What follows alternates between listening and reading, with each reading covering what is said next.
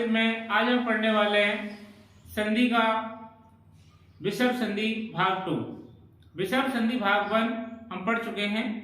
उसमें विषम संधि के कुछ महत्वपूर्ण सूत्रों की हमने चर्चा की और बाकी जो सूत्र हैं वो आज हम पढ़ने वाले हैं।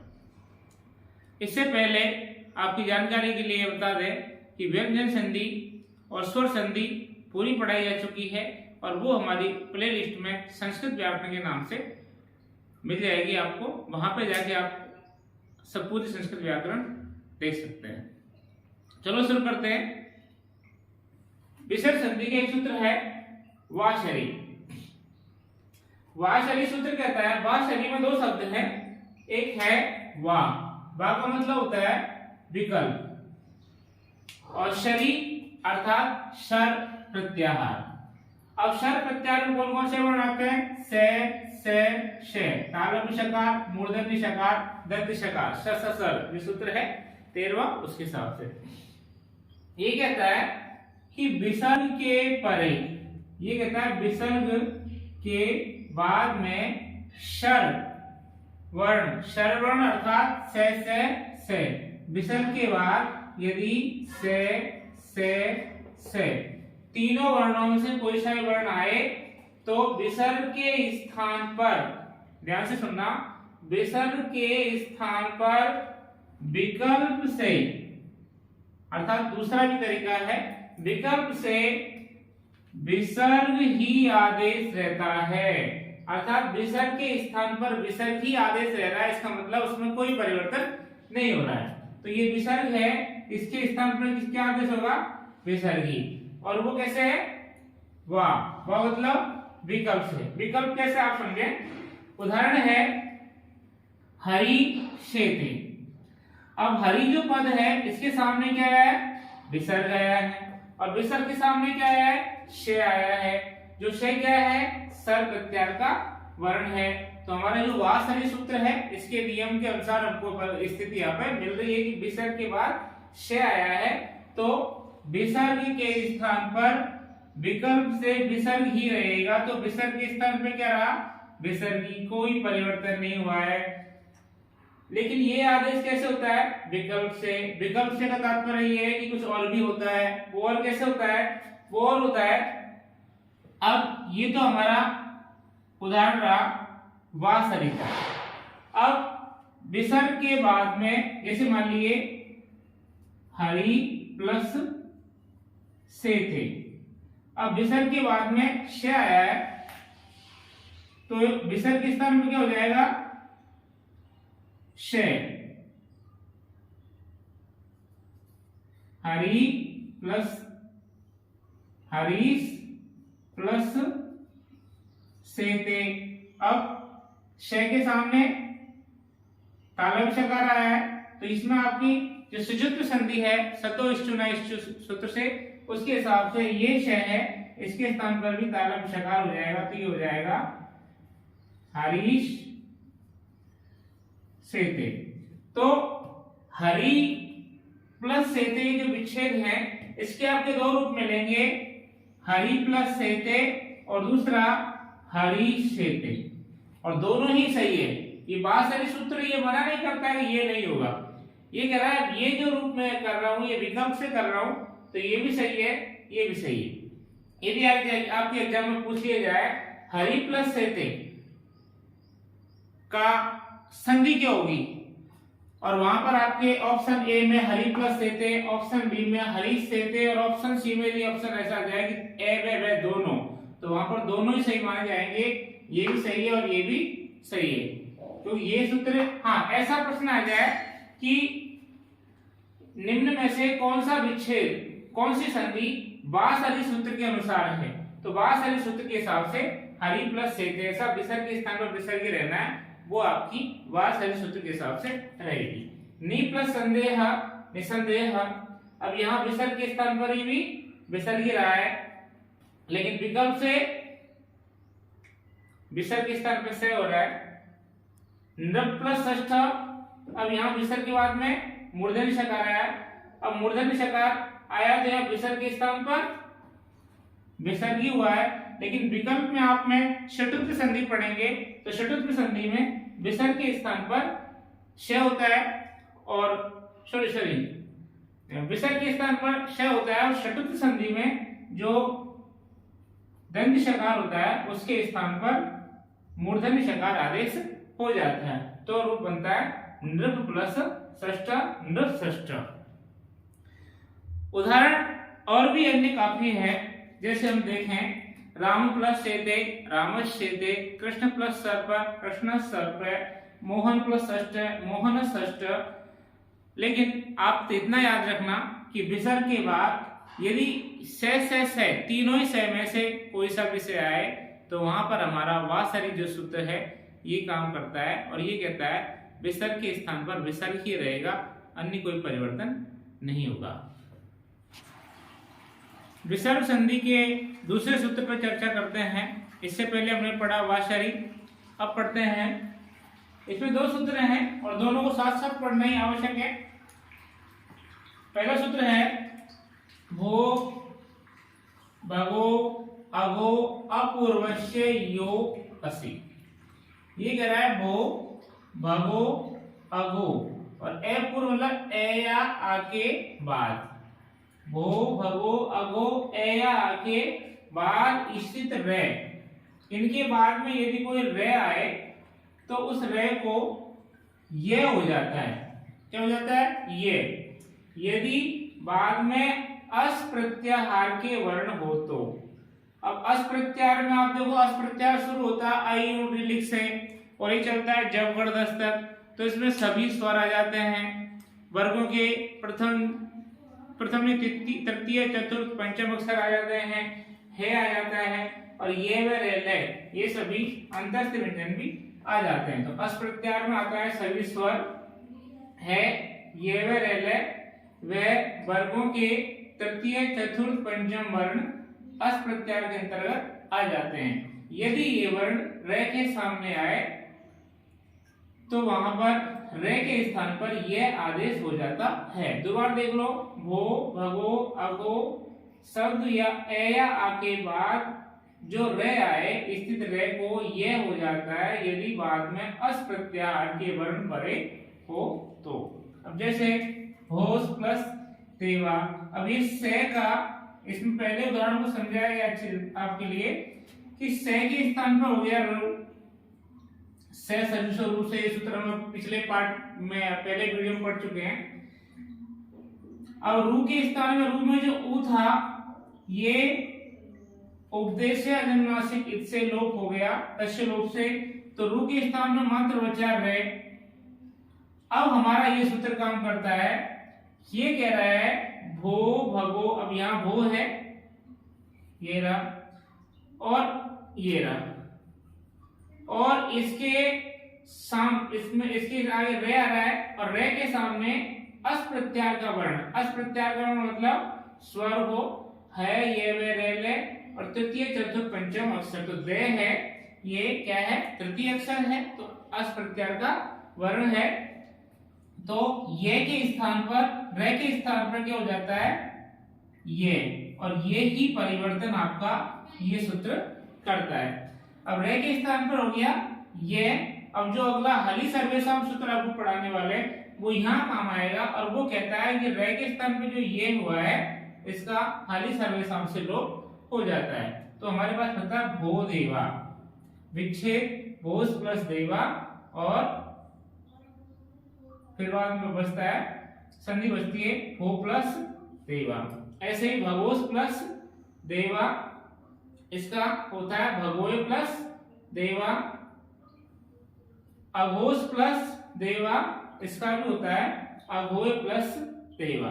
अब इसके आगे वाला मैंने वहां पढ़ाने के लिए यहाँ नहीं लिखा है कि इसमें जो से के स्थान पर भी पहले क्या होता है?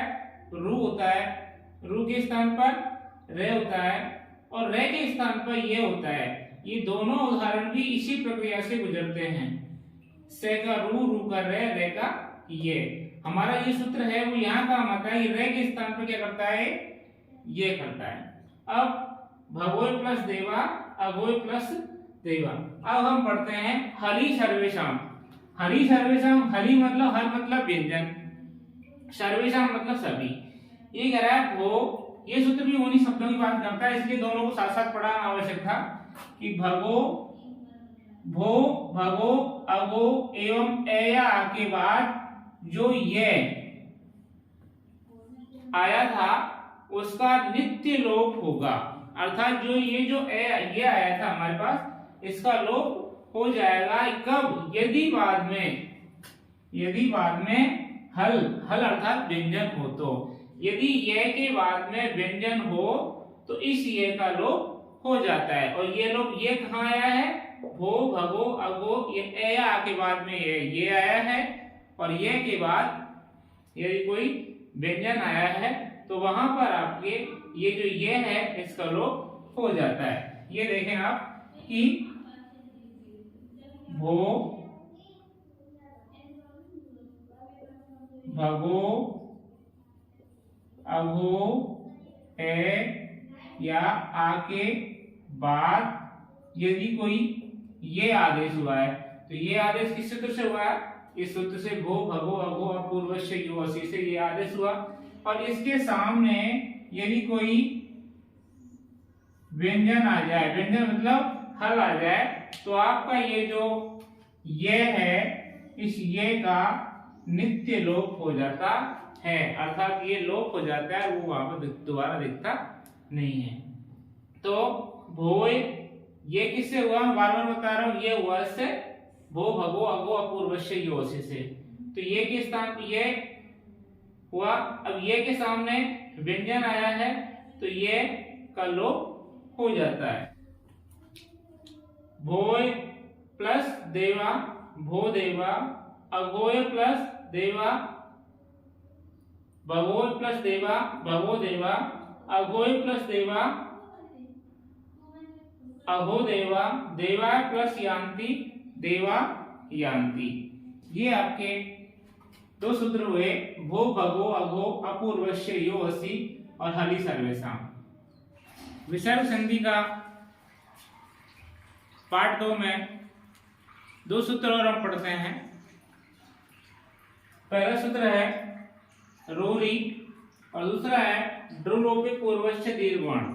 ये सूत्र भी, दोनों सूत्र भी एक दूसरे के पूरक हैं, इसलिए इनको साथ साथ पढ़ना ही मुझे उचित लगा या पढ़ाना उचित लगा, इसलिए मैंने दोनों को साथ साथ ही लिखा। पहला सूत्र है रोरी। रोरी में दो रे हैं। ये कहता है कि यदि रे के बाद रे आए, इसी कंडीशन है कि यदि रे के सामने भी रे आए तो पूर्व रे, तो जो पहले वाला रे है इसका लोप हो जाता है। बस इतना ही सूत्र कहता है रोरी कि दो रे यदि एक साथ आ जाए तो पहले वाला रे का लोप हो जाता है।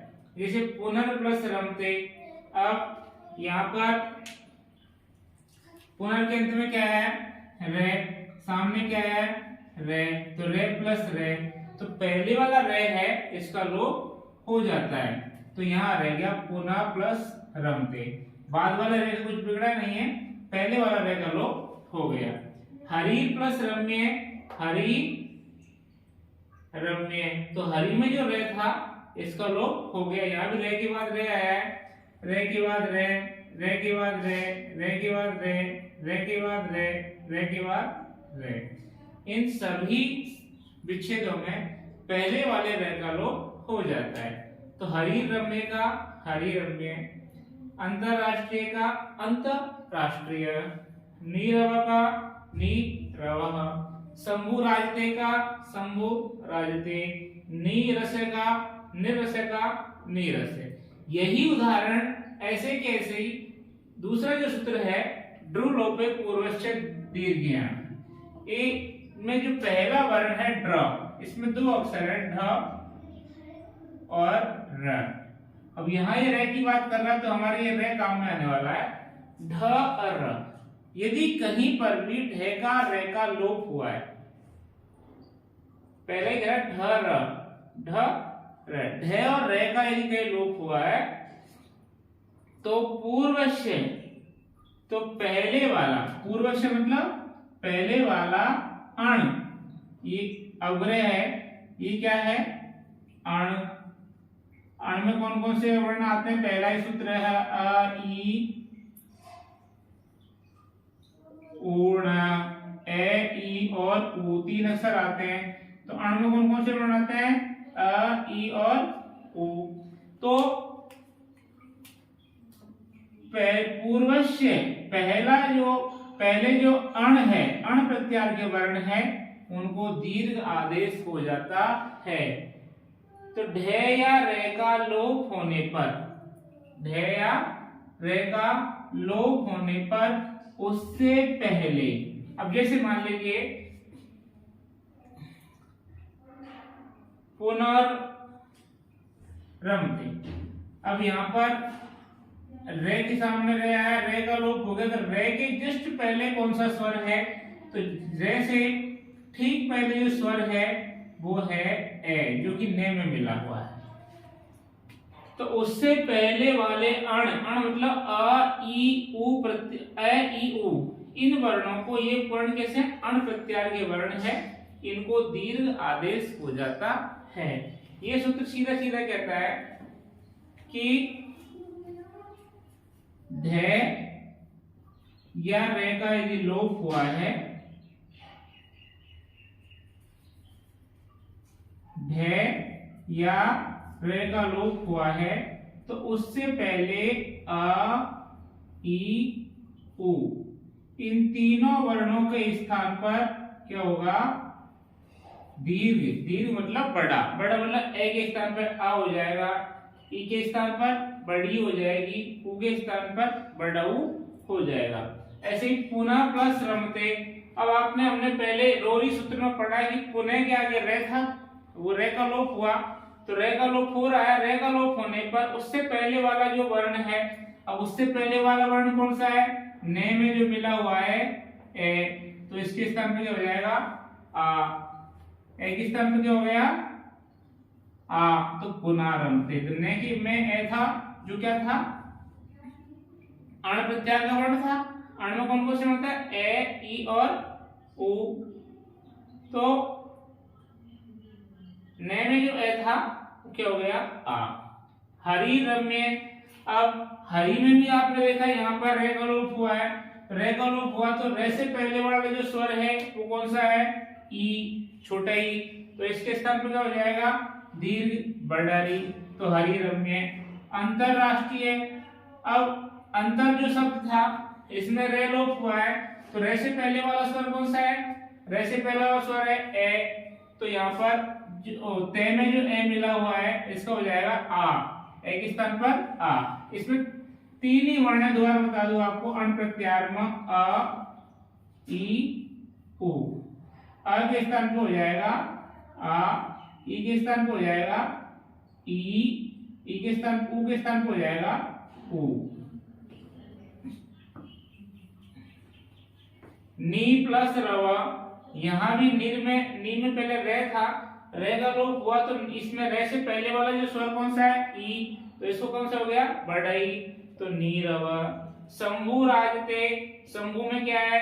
उ, इससे पहले रे था उसका लोप हो गया, तो लोप होने के कारण इससे पहले वाला जो स्वर था अण प्रत्यार का ए ई और उ, तो उ है, तो उ के स्थान पर क्या हो जाएगा? बड़ा उ, तो शंभु राजते। नी प्लस रस, अब यहाँ पर नील था, रे का लोप हुआ, रे का लोप होने का रे से पहले वाला स्वर कौन सा है? ई, तो ई के स्थान पर क्या हो गया? बड़ा ई, तो नीरस। ये आपके व्यंजन संधि पार्ट 2 आपको हमारे द्वारा पढ़ाई गई क्लास पसंद आ रही है तो इसे लाइक करें, सब्सक्राइब करें और अपने मित्रों में शेयर करें। आप यदि हमारे चैनल पर पहली बार आए हैं तो आपका मोस्ट वेलकम। अभी तक आपने चैनल सब्सक्राइब नहीं किया है तो आपको फिर मैं याद दिला दूं कि इस चैनल को सब्सक्राइब कर लें और बेल आइकन को प्रेस कर दें, जिससे कि आने वाले वीडियो आपके पास पहुंच सके। धन्यवाद।